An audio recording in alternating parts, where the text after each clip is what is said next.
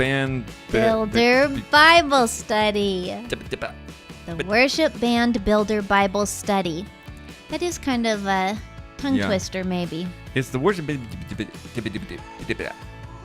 we're live on Facebook. We're live on YouTube. We're live everywhere we can be. Is actually Twitter. Is it Twitter? Is that a thing? Yes, that's a thing. Twitch. I think it's still a thing. Twitter's still a thing until the government cuts it off. With all that going on, we're on Twitch and we are on Periscope. I think it's live on Periscope. Twitter, you can't really be live on Twitter, by the way. Okay. But we're live on YouTube. If you're new to the channel, I'm Eric Roberts. This is Emily Roberts. We are in our studio, Worship the King studio here in beautiful Nashville, Tennessee. And I'm going to turn down those lights, put my guitar down. I don't know. I'm going to do my little thing. I've been doing a new skit. I'm a musician, worship. I don't know what I am. You know what? Forget. What are you? Tell them what you are. What are homeschool mom? An enigma. Ooh. I'm a homeschool mom. Yeah, I am that. She's a homeschool mom. What am I trying to say? I am not sure. We have live chat tonight, so if you want to, it is Halloween. I shouldn't have to even say that. If you want to give your prayer request, go ahead, give them. We'll say prayer at the end, and we're going to sing a song. And so, yeah, you are a homeschool mom. Is that fun? It is. It's fun. And you have to exhibit. We're talking today about something she has to do every day. She has to reset this every day because when you're a homeschool mom, your children drive you crazy. We only have one child. It's only child drive you crazy. Child drive you crazy. Well, anybody can drive you crazy if you hang out with them long enough. What are you trying to say? I don't know what she's trying to say. I am not trying to say anything. Okay, so, all right, you go ahead and get started tonight on the Bible study, and I'm going to do something good with the mood of the lighting. Okay, all right. Get the atmosphere just right for us. Okay. We are talking about loving each other. We had a series at our church over the last few weeks that got me to thinking about what it means to love one another.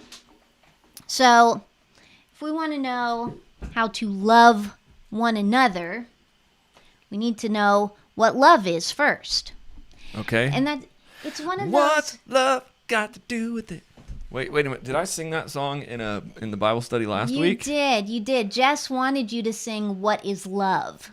I don't know about that song. What is love? I don't know what that song is. All I can think is, what's love got to do with it? All right, so. That's all I can think about. That's, well, nerdy music stuff going on here. Yeah, that's not nerdy. That's cool. I bet people are watching this and thinking, man, I wish I could sing like that. What love got to do? I think everybody wants love in their life. Yeah? But well, that's true. It's one of those things that is kind of hard to define. Yeah, sure. I mean, especially in the world, if you're talking about being a Christian and love, and you get married. Hey, hello, Jiffy 354. And then if you think about some ways we all kind of search for love before we become a Christian, or there can be some really perverted thought processes on what love is, and even, yeah. Yes, it can be misunderstood for sure. Well, you're going to hopefully straighten us out today. Well, not me, but Paul, and I don't know if he said this specifically to people when he was speaking to them. This comes from 1 Corinthians 13, which if you've been in church for any amount of time, you know that is the love chapter. But when I read it in the Amplified Classic version, they gave me this insight to love. So 1 Corinthians 13:1, when you get to the word love, in parentheses, it gives a definition. And here's what it says. That reasoning, intentional, spiritual devotion, such as is inspired by God's love for us and in us. I know, that's a lot of words. That's kind of a lot to take in at one time. So, love is devotion. Okay, and I looked up devotion, And devotion is basically loyalty plus affection. All right, so that is the meat of it, but then it gives you 3 kinds of devotion here. So love is a reasoning, intentional, and spiritual devotion. All right, so I want to take a look at those 3 things. Okay. Reasoning, intent, or intentional. Yeah, well, you can say intent. I read your notes. And spiritual. And spiritual, right. Right. So, Reasoning, intent. Oh, whoa, I messed up her mic. Oh no. Let's see if I can fix it before the next. we're having a mic emergency. This mic is very floppy. It's a very floppy mic. There's nothing worse than a floppy mic. If you got a floppy mic, then you know it. It's bad news. It's bad news. All right, and let's go for the reasoning. All right. So each one of these has a Bible verse to back it up. So wait, here. are you saying that if you're trying to search for love, if you're wanting to be loved, well, then you should be looking at it in these ways, or the Bible's just going to kind of even it out and show us what it is? Okay. Well, I should clarify. Because love is one of those words that seems so easy, but it's kind of complicated. It is complicated, and so we can only talk about one little piece of this today, and the piece of it that I want to talk about in particular is loving one another. And when John says that, actually, Jesus said it first in John 13:34, "A new commandment I give to you, that you love one another as I have loved you, that you also love one another." Okay, so that's where it started. And then throughout the New Testament, we hear that phrase, love one another, at least 22 times. That's a lot. That's a lot. That's it. Love one another. Well, if people would just do that, then a lot of bad would stop. Well, You know. everything else that we have laws against would not happen if we were loving each other, right? Right. You wouldn't steal stuff, wouldn't kill people, you wouldn't. So specifically, the one another that we are talking about here is fellow Christians. Now, we are supposed to love everybody, and we are supposed to take the love of Jesus out into the world, but this phrase, love one another, when we find it in the Bible, is talking about loving our fellow Jesus followers. Okay. Okay? Loving just Christians. Non-Christians, another day. Yes, we can definitely talk about that another day. Okay. So this is love within like brotherly Christian love between Christians in the church, out of the church, whatever. Right. All right, go ahead. So again, we're talking about reason, intent, and spirit here. Those are the 3 pieces of this devotion that ideally we have for our fellow Christians. So give me a reason to love my fellow Christians. I need a reason. Well, the first reason is a pretty easy one. Okay. Just because Jesus said so. Oh. Okay, so he just said it, do it. Right? Like your mom said, just because I said so. Oh, wait a minute. Am I allowed to use my mom voice on the podcast? Oh, no. Rewind the tape. Take it back. Take it back. Do it because I said so. Oh, boy. I hate to think that Augie's going to have one of those. He's going to have a mom voice, totally. I can't wait for it. I think he did a mom voice a couple weeks ago. No. Yeah, he did something. No. It was something like that. Don't tell me that. I can't remember what it was. I don't want to know that. Okay. Okay. So, yes, Jesus told us to. Well, give me another reason. I need a better reason. Let me have another reason.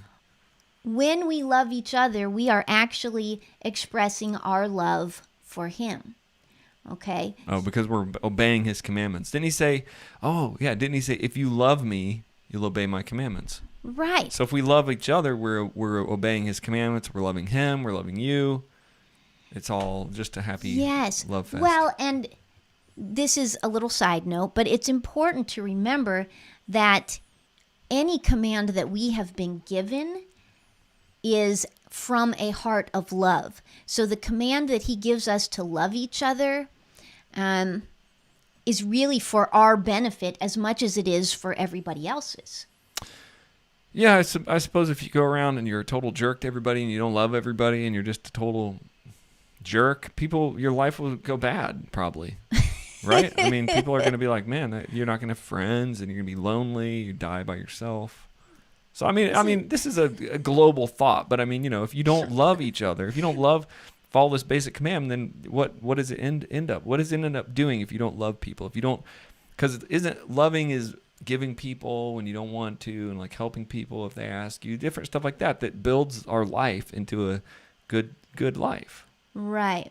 So it's a good commandment. It's a basics, but if you just took Words of wisdom. yeah. Now all I can think about is Augie and I were listening to this funny Smothers Brothers thing the other day. Okay, what did it say? And Tom Smothers says, it's better to have gifts than receipts. Or better to get gifts than receipts, I think is what it was. It's better to get gifts than receipts. Okay. That's good. So that's deep. It is. Better to get gifts than receipts. Yeah. Okay. So, all right, that has nothing to do with anything. You just made me think of that. So here's another reason. Okay, if we're talking about reasoning, all right, reasoning, let's just back up a little bit here, is to think, understand, or form judgments. So when we're deciding, is it important for me to love other Christians or not, and we are making a conscious choice here, then our first reason was because if we are followers of Christ, we're going to obey his commands. He said to. The second reason is because we are really expressing our love for Jesus by doing this. Another reason is found in John 13:35, and it says, "By this all will know that you are my disciples if you have love for one another." So our love for each other as Christians is our testimony to unbelievers.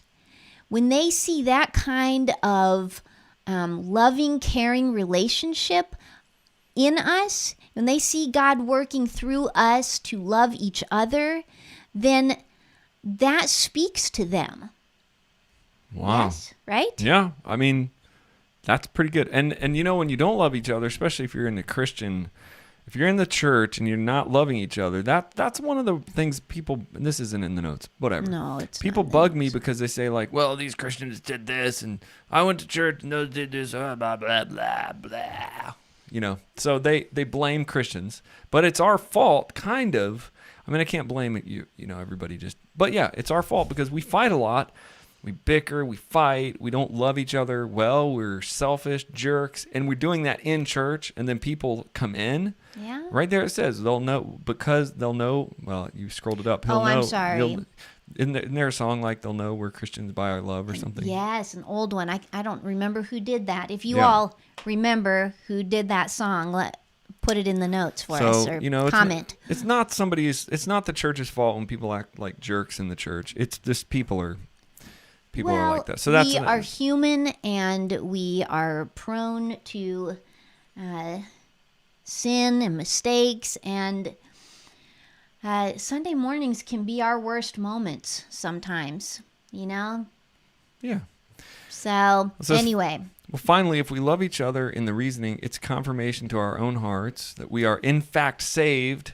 1 John 3:14 says, we know we have passed from death to life because we love each other. Wow. Yeah, so it's not just a testimony to others, it's a testimony to our own hearts. Wow. That yes, your salvation is real, and I am working through you to love others.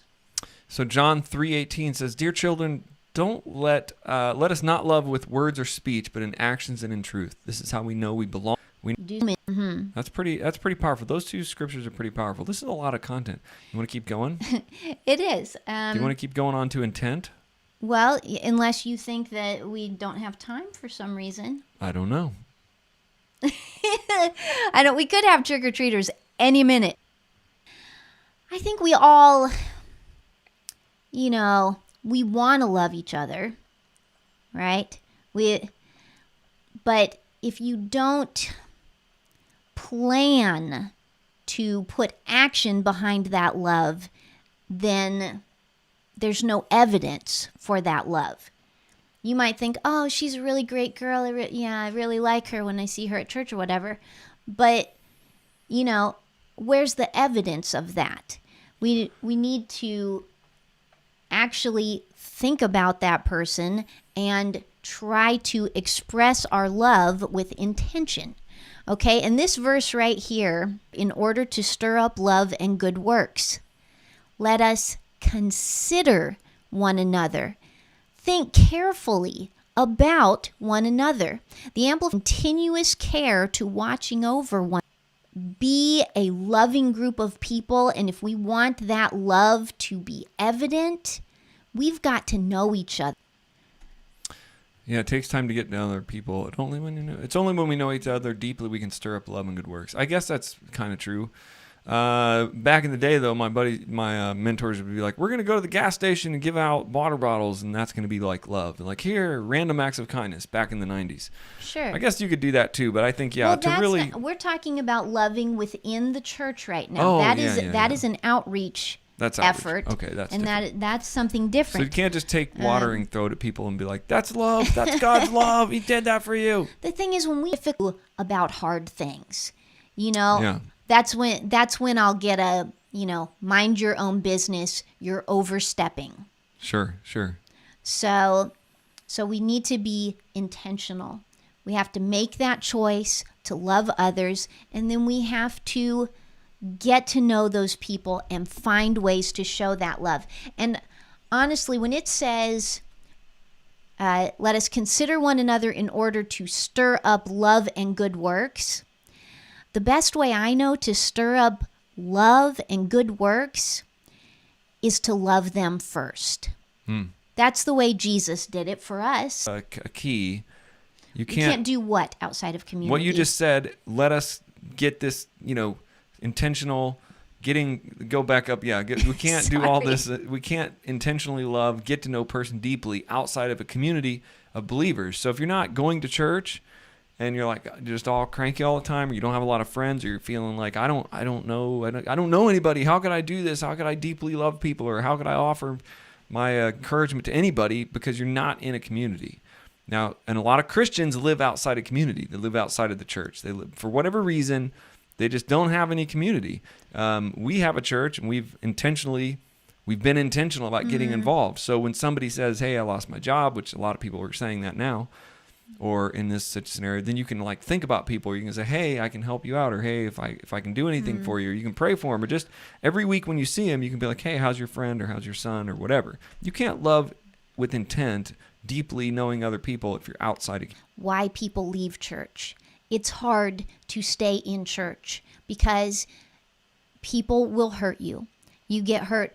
Everybody gets hurt at church. And it takes a lot of persistence to keep going back, But part of loving is forgiving.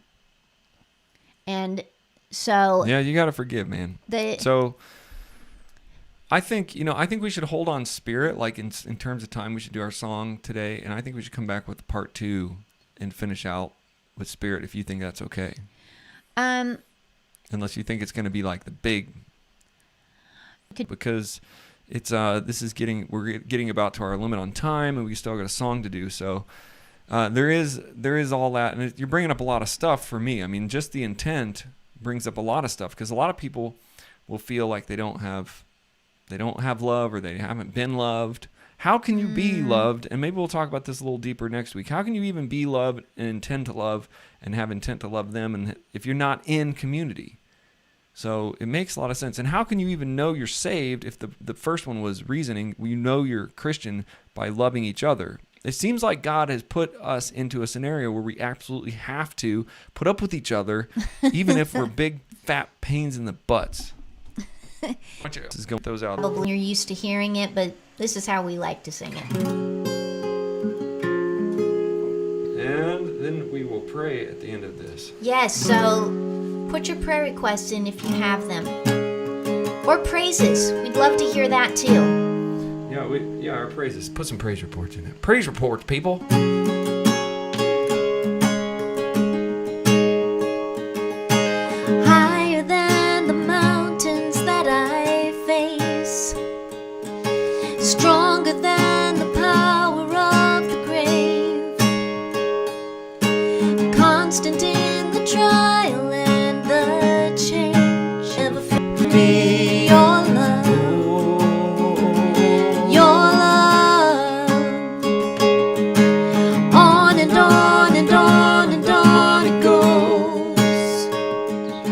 and it overwhelms and satisfies my soul. And I never ever have to be afraid, 'cause one thing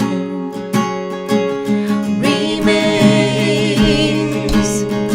Your love never fails, it never gives up, it never runs out on me. Your love never fails, it never gives up, it never runs out on me.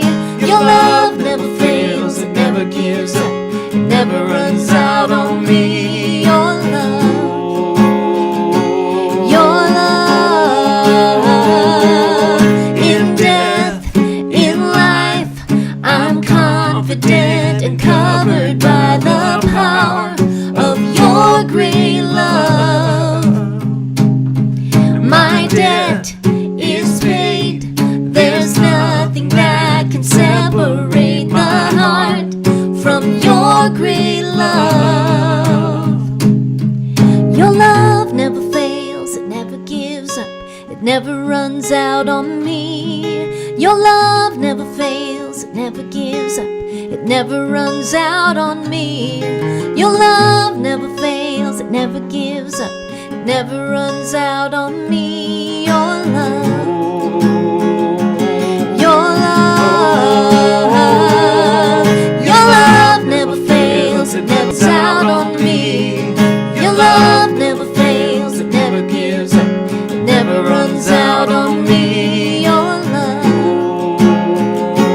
your love, your love, your Blow out your speakers on that. So guys, I don't see any prayer requests today, so we'll just have Emily pray out. And next week, I think we're going to talk a little bit more about intent of community and then spirit. Is that good? You think that can work out? Yes. Oh, well, there's so much more that we could talk about here. Yeah, there's a lot more. It seems like this study started opening up. And aren't we talking about this in our church right now, kind of? Yes. This is a little bit of a departure from what we've been covering at church, but was inspired by our pastor's recent series. Okay. Is that what you call it? Series? I don't know. Do they do series? I guess so. Sermon series? Yeah, I think that's what you call it. All right. Well, thanks for coming to the Bible study. Remember, you can get all the notes at Worship the King. Lord, thank you for your love for us, that it never gives up and it never runs out on us. Lord, thank you that we live in a country where we are free to meet together and to honor you and to encourage one another in our faith. Lord, I pray that you would help us to be more conscious of each other and of the opportunities that we have to love one another and build each other up. In the long run, it can only make us stronger. So Lord, thank you for giving us your love and for giving us each other to love on. In Jesus' name, amen. Amen, guys. Remember, you can always join at worshiptheking.com/join. We'd love to have you there, and we'd love to get you into all the lessons that we have as well there. We're doing a lot of really cool stuff every week. So let me know what you want. And also share your prayer requests, because we will go live every day, and we will pray for you in some of those praying videos. God bless. We'll see you next time.